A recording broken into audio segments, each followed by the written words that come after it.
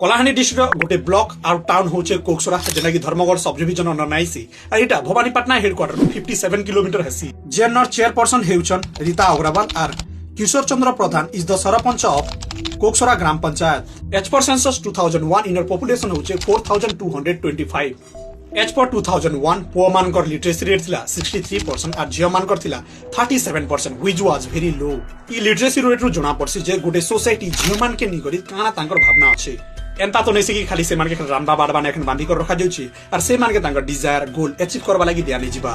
जतकि बिले पुआ मानकर लिटरेसी रेट रो कथाइसी सेतकि बिले रेप थेफ्ट क्राइम अधिक परिमाण रे बढ़बा आ केबे भी पॉवर्टी दूर नहीं पारे। ई ब्लॉक रो पाखर टूरिस्ट प्लेस गोटे होछि जहा कि कलाहांडी रो जीवन बोली भी कहा जैसी जेना कि जयपाटना ब्लॉक ने देखबा लागि मिलसी जेना कि कहा जैसी इंद्रावती डैम इतिर लागि कलाहांडी धान प्रोड्यूस करबा ने नंबर 2 ही पारिछि।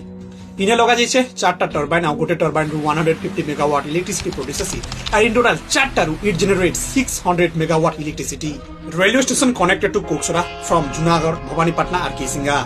हेलो कलाहांडी नमस्कार 13टा ब्लॉक भीतर केन block number 1 in literacy rate comment करबाटा नहीं भूलबो।